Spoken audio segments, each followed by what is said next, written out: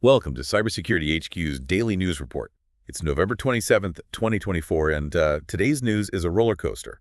We've got UEFI bootkits, but targeting Linux, leaked malware 0 days, critical vulnerabilities under active exploit. Yeah, a lot to unpack. So let's just dive right in. ESET researchers have found a UEFI bootkit that's in development.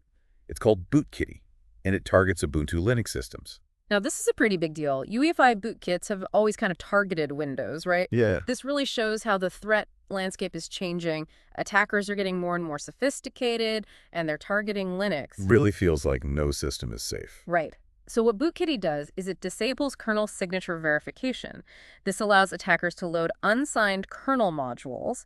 It also bypasses those UEFI secure boot protections. They do that by patching GRUB, the bootloader, and they even mess with kernel decompression. So they're basically breaking those safeguards that usually prevent unauthorized code from running during the boot process. Exactly.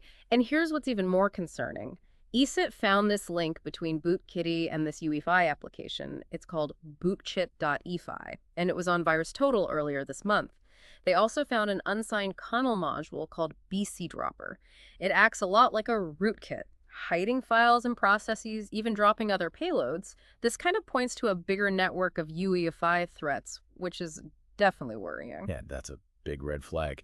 Do they know if this connects to any other, known UEFI bootkits? It's still early, but there are definitely some similarities to other nasty bootkits. eSpectre, FinSpy, even Black Lotus. Remember, Black Lotus was the first one to bypass secure boot on fully updated systems.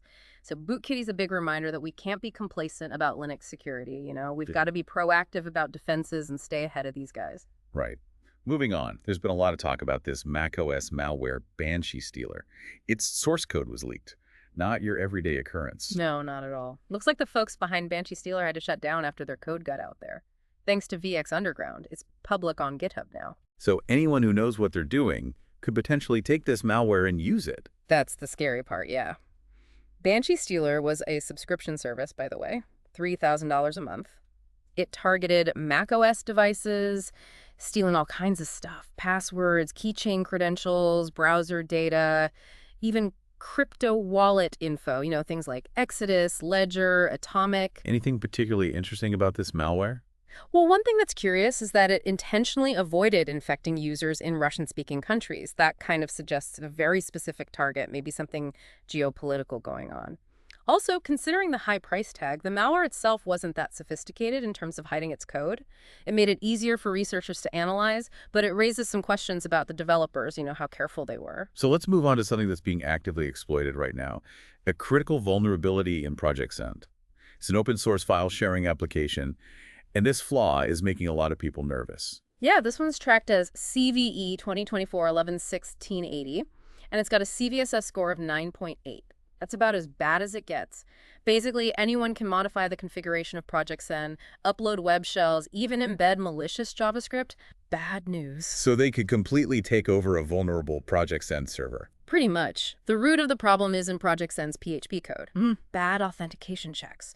It was found back in January 2023 and patched in May. But here's the kicker. VulnCheck says about 55% of ProjectSend installations are still vulnerable. Open source software, it's a great concept, but keeping it updated is a real challenge. It definitely highlights that patching is a continuous process, not a one-time thing. 100%. And to make things worse, there are public exploits for this vulnerability out there. Metasploit, Nuclei, those sorts of places. People are actively using this flaw to create rogue accounts, bypass security, and deploy web shells. If you're using ProjectSend, you need to patch it, like yesterday. It's a serious situation. Okay, let's switch gears to some good news.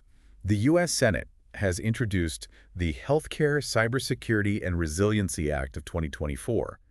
It's a bipartisan effort to make healthcare more secure, which is great because it's become such a big target for cybercriminals. It's a good sign, especially considering how sensitive patient data is. Cyber attacks in healthcare, those can have real life or death consequences.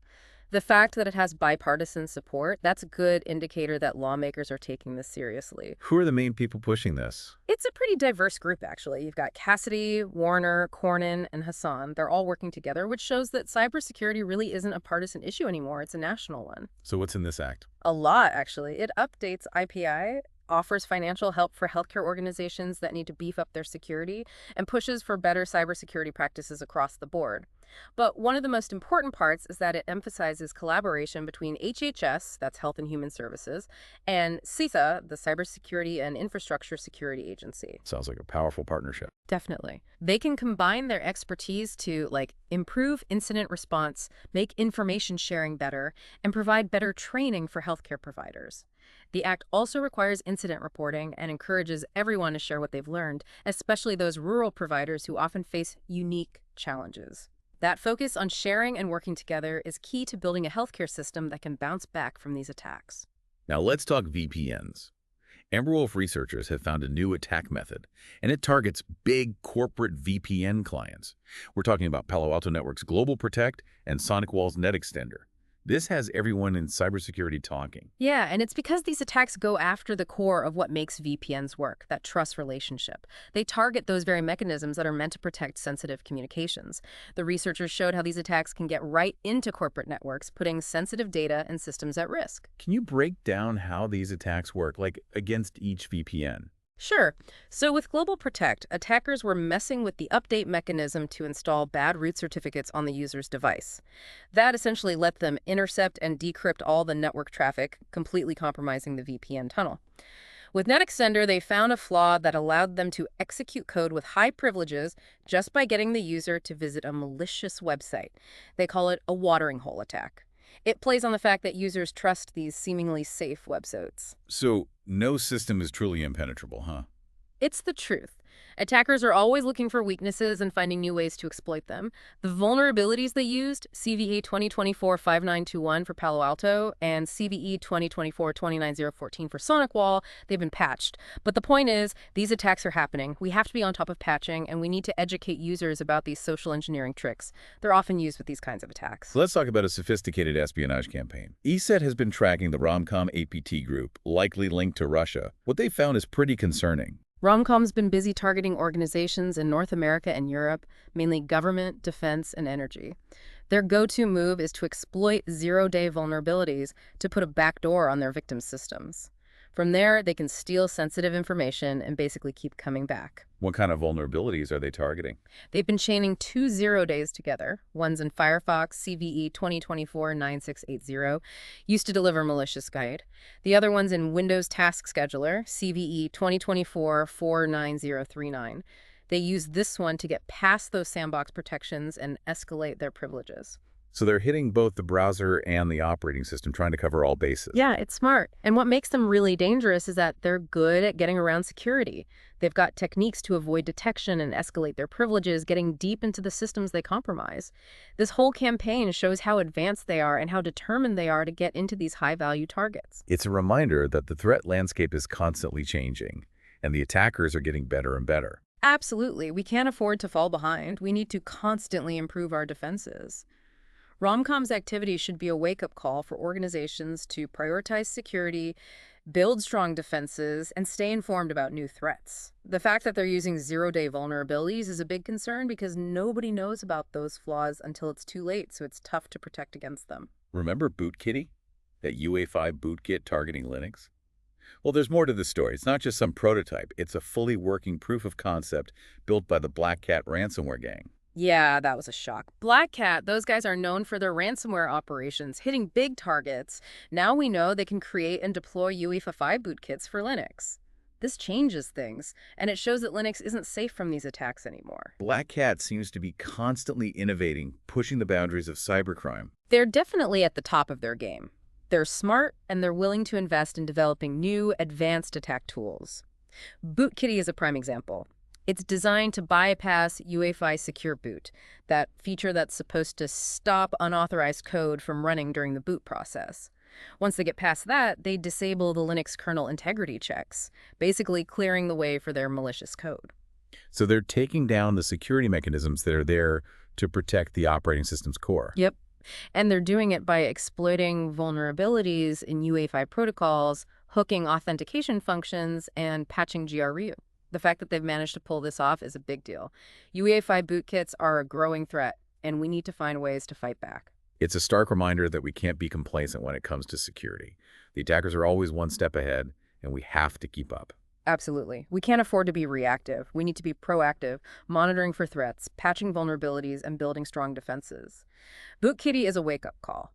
Organizations need to look at their UEFI security and take steps to protect themselves from these kinds of attacks. Now, let's go back to that ProjectSend vulnerability. CVE 2024-11680. The latest reports are saying a whopping 99% of public-facing projects and servers are still unpatched. That's a disaster waiting to happen. It highlights a big problem with open source software. Even though the patch is available, people aren't updating their systems. They're leaving themselves completely open to this critical flaw. We're talking about a CVSS score of 9.8. Attackers can run any PHP code they want on those servers. It's like giving them the keys to the kingdom. It really drives home the point that patching is not a one-time fix. It has to be a continuous effort. No question. And the consequences of not patching are serious. Attackers are using this vulnerability to upload web shells, escalate their privileges, and embed malicious JavaScript. They're basically taking over those servers and using them for their own purposes. This whole situation is a reminder that proactive security measures are crucial. Things like vulnerability scanning, patch management, strong security controls, all of that. Absolutely. It also shows that organizations need to know what software they're using, understand the risks involved, and do something to mitigate those risks. The fact that so many are being exploited just proves that many are falling short in these areas. JPC-TCCC has uncovered a campaign by a group suspected of being linked to South Korea. They call them APTC-60. Yeah, this APTC-60 group targeted a Japanese organization using a backdoor called Spyglass. What makes this campaign stand out is their use of legitimate platforms and social engineering. They are good at hiding in plain sight. It sounds like they've taken a page out of the Advanced Persistent Threat Playbook. Oh, they're definitely sophisticated. They use platforms like Google Drive, Bitbucket, even StatCounter, a web analytics service. By hosting their malware there, they blended in with normal traffic and avoided detection. Attackers are getting more and more creative with the tools they use. Right. And they disguise their malware as job applications. That's smart social engineering. It tricked people in the organization into downloading and running the malicious code.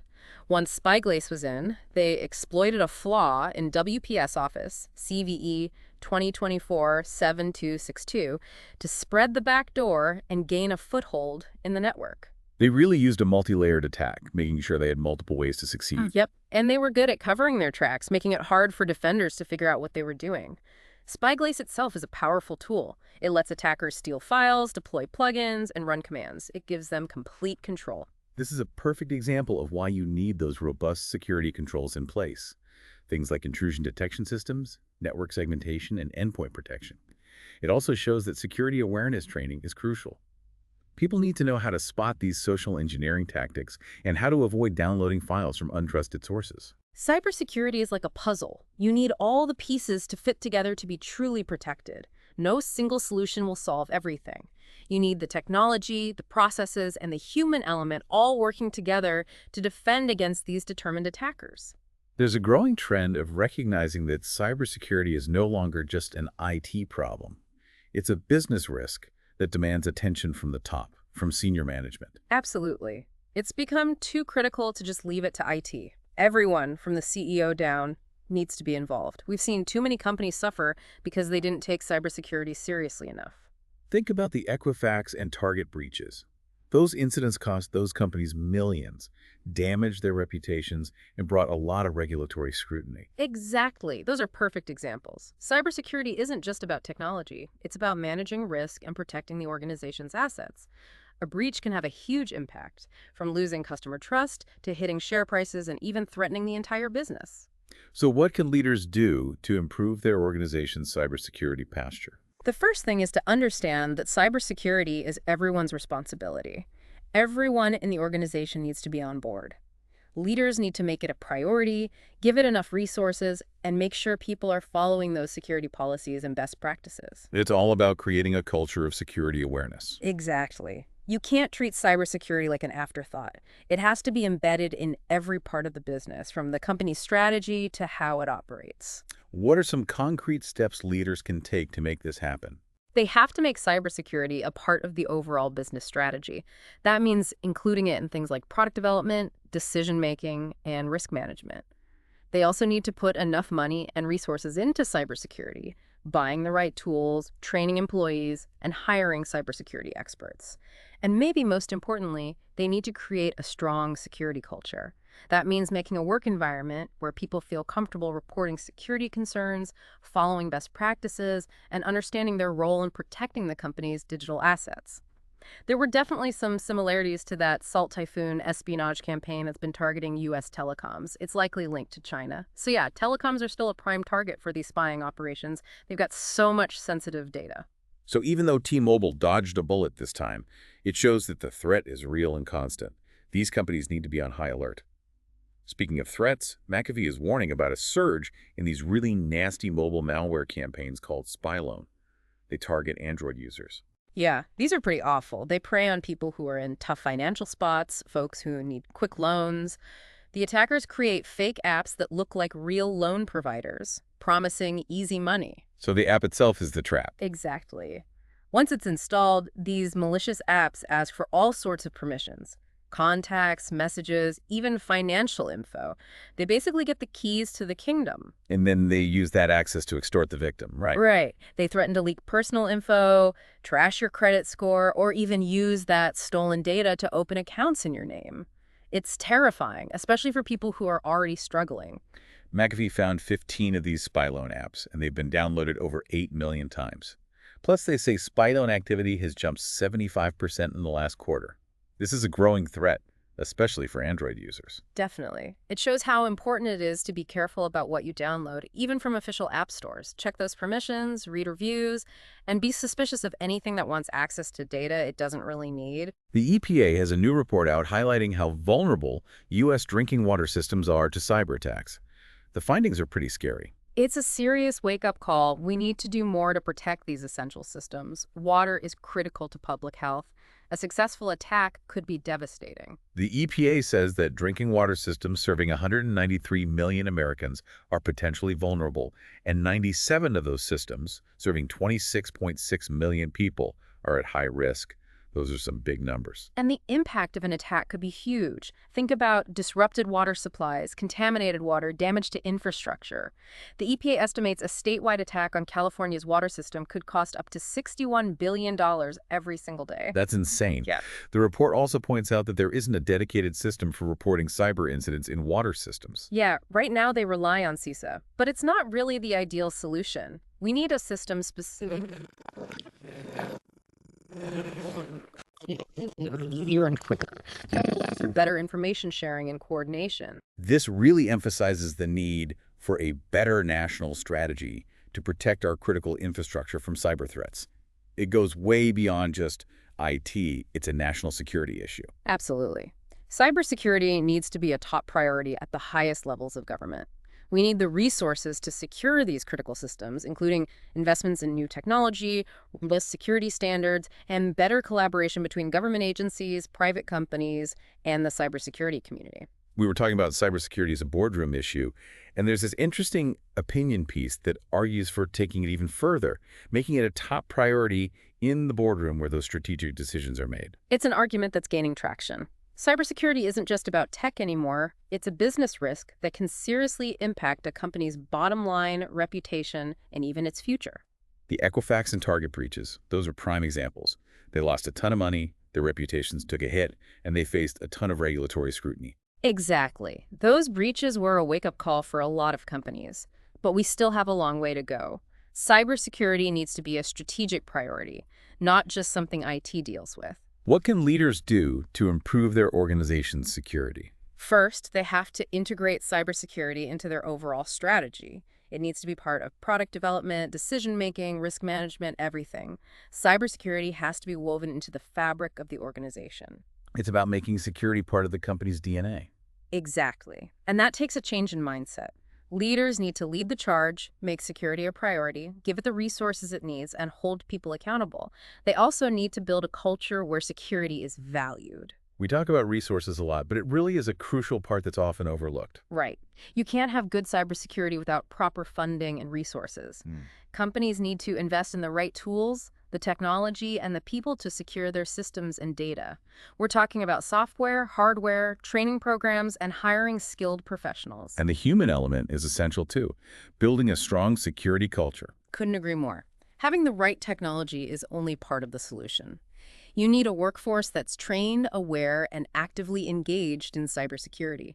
That means offering regular training, promoting good security practices, and encouraging people to report any suspicious activity. Frameworks and standards can provide a good foundation for a strong cybersecurity program. Absolutely. Using frameworks like the NIST cybersecurity framework or ISO 27001 gives organizations a structured approach to cybersecurity. They're like roadmaps to implementing best practices and making sure security measures align with business goals. And sometimes it makes sense to bring in external help. Definitely. Consultants can offer specialized knowledge and an outside perspective that can be super valuable. They can help assess security posture, find vulnerabilities, and develop custom solutions. India's new telecom cybersecurity rules for 2024 have been a hot topic. They represent a significant change in how India is approaching cybersecurity in the telecom sector. These rules show that the Indian government is taking cybersecurity very seriously and is ready to take bold steps to protect their critical infrastructure. The rules aim to give them more insight into potential threats and make them better at responding to cyber incidents. One of the most controversial parts of these rules is the government's increased access to telecom traffic data. There are concerns about privacy and the potential for surveillance. Yeah, the rules allow government agencies to get more telecom data, including things like call records, IP details, and subscriber information. They say this is to help them identify and track malicious activities, but privacy advocates are worried about potential misuse. The government has said they won't be looking at the content of communications, just the metadata. They say it's about security, not spying. It's a delicate balance. Yeah. They want to improve security without infringing on people's privacy. It'll be important to see how they put these rules into practice and if they have safeguards in place to prevent abuse. The new rules also require telecom companies to report incidents much faster. That's right. They have to report cybersecurity incidents to the authorities within 6 hours of finding out about them. That's a big change and could be tough for some companies. They also have to give detailed reports within 24 hours. These tight deadlines are meant to make sure they react quickly and in a coordinated way. The industry seems to have mixed feelings about the new rules. Some people are happy to see the government taking a proactive stance on cybersecurity. They think the increased data access and faster reporting will make India's digital infrastructure safer. But others are worried about the logistics of implementing these rules, especially those tight deadlines. They're also concerned about the costs of compliance. We'll have to wait and see what the long-term effects are. CISA has been hard at work doing red team assessments on U.S. critical infrastructure, and the things they've found are pretty concerning. It shows that we need to constantly be improving our defenses. Red teaming is so important. It's like a controlled experiment where you try to break into your own systems to see how strong they are. It helps you find weaknesses and test your defenses in a realistic way. Out of the 12 assessments they've done, one of the most worrying findings is that a lot of organizations still haven't mastered the basics of security. Yeah, in one assessment, the CISA Red Team used a web shell that had been left over from a previous security check. That means a vulnerability that should have been fixed wasn't, and they were able to get into the network. It shows how crucial remediation is. Finding vulnerabilities is just the first step. You have to fix them properly and make sure they're really gone. It's not enough to just say, oh, we patched it. You have to make sure it's really fixed. Exactly. You need a good process for fixing vulnerabilities and a way to track your progress. CISA's findings show how important it is to have a solid vulnerability management program. That means regular scanning, patching, and verification. The CISA Red Team didn't go easy on these organizations. They used tactics that real attackers use. Yep. Things like phishing, stealing credentials, exploiting vulnerabilities, and moving around inside the network. They wanted to see how far they could get and find the weaknesses in the defenses. They managed to get sensitive data, disrupt operations, and even gain control of some critical systems. It proves that even companies with sophisticated security can still be vulnerable. So what did we learn from these Red Team exercises? One of the biggest lessons is that security is an ongoing process, not a one-time thing. The threats are always changing, so your defenses have to adapt.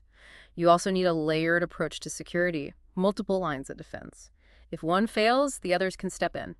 We're talking about technical controls like firewalls, administrative controls like strong passwords, and human factors like training and building a security culture. It's a holistic approach that covers all the bases. That's it. CISA's work with these red teams gives us real-world insight into what works and what needs work. It reminds us that we have to be proactive, anticipate threats, find those vulnerabilities, and put up strong defenses before the bad guys get in. There's some talk about a possible shift in the political landscape that could change cybersecurity in the U.S. Some people are saying South Dakota might become a cybersecurity hub in 2025. There are a few big names from the state who could have influential roles in the next administration. That's interesting. What's making people think that? Well, there are three prominent Republicans from South Dakota who are being talked about. Governor Kristi Noem is a leading candidate for Secretary of Homeland Security, which would give her a lot of power over national cybersecurity policy. Senator Mike Rounds is set to chair a key cybersecurity subcommittee where he could shape legislation and drive new initiatives. And Senator John Thune is a potential candidate for Senate Majority Leader, giving him a lot of influence over the direction of cybersecurity policy. If all that happens, South Dakota will have a big voice in cybersecurity at the national level. It's not often you see so many potential cybersecurity leaders from one state. What's their background in this area?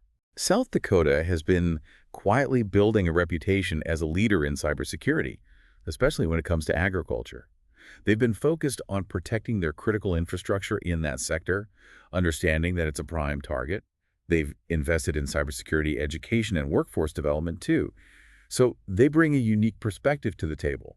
They know how to protect critical infrastructure, even in a sector that often relies on old technology and has to deal with remote locations and limited connectivity. It's interesting to see a state with such a strong agricultural background becoming a cybersecurity leader. It's a sign of how much they've been paying attention to these issues. So how do you think they would shape U.S. cybersecurity policy? I think we can expect them to put a big focus on protecting critical infrastructure, not just in agriculture, but in other sectors like energy as well. They're also likely to push for programs to develop a skilled cybersecurity workforce, addressing the shortage we're facing nationwide. And given their experience with nation-state threats, I think they'll prioritize strategies to counter things like cyber espionage and other attacks from countries like China and Russia. It's a reminder that cybersecurity isn't just about technology. It's also about politics, economics, and national security. It's all connected. Absolutely. It's a complex issue with far-reaching consequences. Now, let's talk about a threat that's gaining more and more attention as the Internet of Things keeps growing. Blue pill attacks. Blue pill attacks sound pretty sinister. What are they exactly? They target the firmware of embedded devices, things like routers, security cameras, even industrial control systems. What makes them so dangerous is that they manipulate the device's boot process, allowing attackers to modify the firmware and install malicious code that stays there even after a reboot. It's really hard to detect and even harder to get rid of. So basically, it's a persistent threat that can stay hidden even if you restart the device. Exactly. That's why they're so effective. Once they're in, they can steal data, spy on you, launch attacks, or disrupt critical systems. The more we rely on connected devices, the bigger the risk becomes. What kind of damage can these attacks do? It depends on the device that's compromised. If it's a security camera, the attacker could be watching you without you knowing. If it's an industrial control system, the attacker could cause serious disruptions or even physical damage. The potential consequences are pretty scary. So how can we protect ourselves? Patching is crucial, but it's often a challenge with IoT devices because manufacturers don't always prioritize security updates. We need a shift in thinking. Security needs to be built into these devices from the ground up, and we need better security standards and regulations for the entire IoT industry. Consumers can do their part by choosing devices from companies that take security seriously and by taking basic steps like changing default passwords and keeping their firmware updated. It's a tough situation. Yeah. Trying to balance security with protecting people's privacy is a real challenge. Now, CISA has been doing these red team assessments on critical infrastructure in the U.S., and their findings have been pretty eye-opening. It shows that we need to keep working on our defenses. Red teaming is a great way to test how strong your security really is. It's like a controlled attack where you try to break into your own systems to see how well they hold up. It helps you find those vulnerabilities and see how effective your defenses are in a real-world scenario. They've done 12 of these assessments, and one of the most concerning things they found is that a lot of organizations are still having trouble with even the basic security stuff. Yeah, one red team was able to exploit a web shell that was supposed to have been fixed after a previous security audit. It's a reminder that finding vulnerabilities is just the first step. You have to fix them properly and make sure they're really gone. It's not enough to just check it off the list. You have to make sure the problem is actually solved. Exactly. You need a solid process for fixing vulnerabilities and a way to track your progress. CISA's findings show how important it is to have a good vulnerability management program. That means doing regular scans, patching systems, and verifying that those patches actually worked. The CISA red teams didn't hold back either. They used tactics that real attackers would use. Right. They use things like phishing, stealing credentials, exploiting vulnerabilities, and moving around inside the network. They wanted to see how far they could penetrate the defenses. They managed to get sensitive data in some cases, disrupt operations, and even take control of critical systems. It shows that even organizations with strong security measures can still be vulnerable. So what are the big takeaways from these red team exercises? One of the most important things we learned is that security is an ongoing process. The threats are always evolving, so you have to adapt your defenses to stay ahead of the game. You also need to have a layered approach to security with multiple lines of defense. That way, if one layer fails, you've got others to back it up. We're talking about things like firewalls, strong passwords, multi-factor authentication, security awareness training, and building a culture of security within the organization. It's a holistic approach that covers all the bases. Exactly. CISA's work with these red teams gives us a real-world look at what works and what doesn't. It reminds us that we have to be proactive, anticipate threats, find those vulnerabilities, and build strong defenses before the attackers get in. There's been some buzz about a potential power shift in the U.S. cybersecurity landscape. Some people are saying South Dakota could become a major player by 2025, with a few key figures from the state possibly taking on influential roles in the next administration. That's interesting. What's leading people to that conclusion? It all comes down to three prominent Republicans from South Dakota. Governor Kristi Noem is considered a strong contender for the position of Secretary of Homeland Security.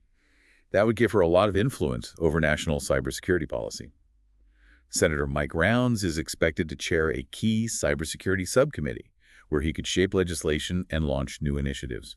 And Senator John Thune is a potential candidate for Senate Majority Leader, a position that would give him considerable power to set the agenda and guide cybersecurity policy. If all of this happens, South Dakota would have a major say in how the U.S. approaches cybersecurity. Having that much influence concentrated in one state is pretty unusual. What kind of experience do they have in cybersecurity? South Dakota has actually been quietly making a name for itself as a leader in cybersecurity, particularly in the agricultural sector. They've been focusing on protecting their critical infrastructure in that area, knowing that it's a prime target for attacks. They've also invested in cybersecurity education and workforce development. So they're bringing a unique perspective to the table, understanding how to secure critical infrastructure, even in sectors that rely on older technologies and face challenges like remote locations and limited internet access. It's pretty cool to see a state with such strong agricultural roots becoming a cybersecurity leader. Right. It shows how seriously they've been taking these issues. So how do you think they would influence U.S. cybersecurity policy? I think we can expect to see a greater emphasis on protecting critical infrastructure, not just in agriculture, but also in sectors like energy. They're also likely to champion workforce development initiatives to try to address the shortage of skilled cybersecurity professionals across the country. And given their understanding of nation-state threats, they'll likely push for strategies to counter things like cyber espionage and other malicious activities from countries like China and Russia. It's a reminder that cybersecurity isn't just a technical problem. It's also about politics, economics, and national security. It's all interconnected. Absolutely. It's a complex issue with consequences that can be felt around the world. Speaking of growing threats, let's talk about blue pill attacks. They're gaining more and more attention as the Internet of Things continues to expand. Blue pill attacks sound like something out of a science fiction movie. What are they exactly? They target the firmware of embedded devices, things like routers, security cameras, industrial control systems, that kind of thing. They exploit weaknesses in how the device boots up, letting attackers modify the firmware and install harmful code that stays there even after a reboot. It's a really stealthy attack that can be very hard to detect and even harder to remove. It sounds like a virus that infects the heart of the device, making it almost impossible to get rid of. That's a good way to put it. And that's what makes them so dangerous. Once they're in, they can steal data, spy on you, launch attacks, or disrupt critical infrastructure. The more connected devices we have, the bigger this risk becomes. What are some of the potential consequences of a blue pill attack? It all depends on the device they target. If it's a security camera, they could be watching you without you ever knowing. If it's an industrial control system, they could cause major disruptions or even physical damage. It's a pretty scary thought. So what can we do to protect ourselves? Patching is always important, But it's not always easy with these IoT devices. A lot of manufacturers don't prioritize security updates. We need a change in thinking. Security needs to be built into these devices from the very beginning. We also need stronger security standards and regulations for the whole IoT industry. Consumers can help by choosing devices from companies with a good reputation for security and by taking basic steps like changing those default passwords and keeping the firmware up to date.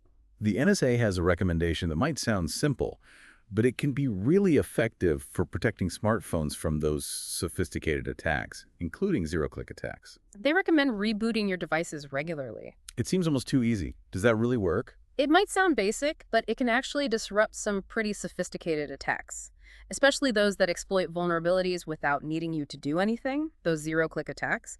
Rebooting your device clears out its memory and stops any malicious processes that might be running in the background. It's like hitting the reset button, forcing the attacker to start over. So rebooting your phone every now and then can actually make a big difference. Absolutely. Make it a habit to reboot your smartphone at least once a week, maybe even more often if you think you might have been targeted. It's a simple step that can significantly boost your security. Cybersecurity has become a major issue in U.S.-China relations, adding more tension to an already complex relationship. Yeah, cyberspace has become a key battleground in the competition between these two superpowers. They both know how important it is for their economies, militaries, and political influence, and they're both investing heavily in their cyber capabilities. It's led to a sort of cyber rivalry with accusations of intellectual property theft, espionage, and attempts to interfere in elections. There's a real risk of things getting out of control, especially since the rules of engagement in cyberspace are still pretty unclear. Shifting gears to Europe, the EU's NIS2 directive has officially gone into effect. It introduces stricter cybersecurity standards across the bloc. NIS2 is a big change from the old NIS directive. It takes a risk-based approach, requiring organizations to assess and manage their own unique risks. It also covers a wider range of sectors, including energy, transportation, healthcare, digital infrastructure, and financial services. Organizations in these sectors now have to meet stricter incident reporting requirements, notifying authorities within 24 hours of a significant cyber incident. The directive also encourages better information sharing and cooperation between EU member states. NIS2 is a big step forward for cybersecurity in Europe, and it's likely to influence regulations in other parts of the world. Over in Australia, the AICD and the CSCRC have released an updated version of their cybersecurity governance principles. These are meant to guide organizations on how to handle cybersecurity risk. These updates take into account the changing threat landscape and the lessons learned from recent cyber attacks. They emphasize the importance of making cybersecurity a part of the organization's overall risk management strategy and fostering a culture of security awareness. They also offer specific guidance on things like managing risks in the digital supply chain, improving data governance, and enhancing incident response capabilities. It's all about recognizing that cybersecurity is a business issue, not just an IT issue. The board of directors needs to be involved in making sure the organization is protected from cyber threats. These updated principles give them a framework for doing that. Now let's talk about a vulnerability that IBM has disclosed in their engineering systems design Rhapsody Model Manager software, or RMM for short. This vulnerability, which is tracked as CVE 2024-41779, affects versions 7.0.2 and 7.0.3 of RMM. It's got a CVSS score of 9.8, which is about as serious as it gets. It's caused by a race condition that could allow attackers to run any code they want on the affected system. IBM has released patches to fix this, and they've also provided some temporary steps that organizations can take to protect themselves until they can install those patches. It's great to see companies taking these vulnerabilities seriously and releasing fixes quickly. On a more positive note, Clio Capital has launched a cybersecurity accelerator to help startups that are developing new ways to fight cybercrime. That's great news. It shows that people are realizing how important cybersecurity is and that startups can play a big role in driving innovation in this area.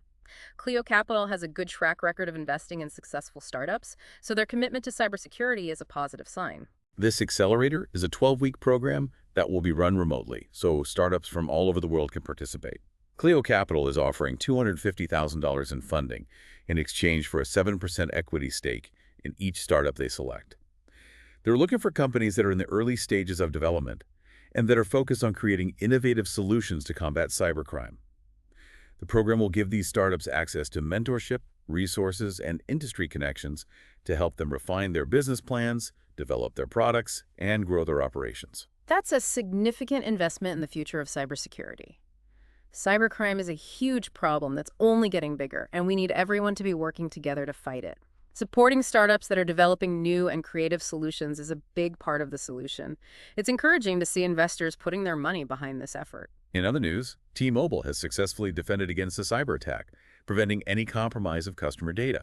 This is a good example of how important it is to have strong security measures in place and to be vigilant. T-Mobile detected some suspicious activity on a network connection they shared with another provider and quickly isolated their systems. They were able to stop the attack before any customer data was accessed. It just shows that you're only as strong as your weakest link. Yeah, You have to be aware of the security practices of the companies you partner with. absolutely. T-Mobile's quick response and transparency are a good example of how to handle these situations.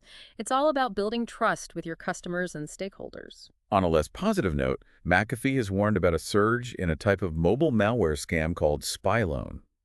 These scams target Android users and prey on people who are in a vulnerable financial situation. Yeah, these scams are pretty nasty. The attackers create fake apps that look like real loan providers, offering quick and easy loans with low interest rates. They often target people who are desperate for cash and might not be as careful about checking the legitimacy of an app. Once the app is installed, it can steal all sorts of personal information, like contacts, messages, and even financial data. The attackers then use this information to blackmail the victim, threatening to release their personal information or ruin their credit score unless they pay up. It's a terrible situation to be in, especially when you're already struggling financially. It is. The best way to protect yourself is to be very careful about the apps you download and to pay close attention to the permissions they request. Only download apps from official app stores like the Google Play Store and read the reviews before you install anything. If an app is asking for permissions that don't make sense or seem excessive, it's probably a good idea to avoid it. That's good advice for any app, really. Always be cautious and make sure you understand what you're giving an app access to. Well, that wraps up our cybersecurity news roundup for November 27th, 2024. It's been a whirlwind of information, showing just how much the threat landscape is changing and how important it is to stay vigilant. It's a constant reminder that cybersecurity is everyone's responsibility. Individuals, organizations, governments, we all have a role to play in protecting ourselves and our digital assets. Stay informed, stay alert, and stay safe out there. And don't forget to check out Cybersecurity HQ for all the latest news, insights, and resources. We're a community of cybersecurity professionals with a job board, in-depth reports, and a newsletter that's read by over 70,000 people every week. Thanks for joining us, and we'll see you next time.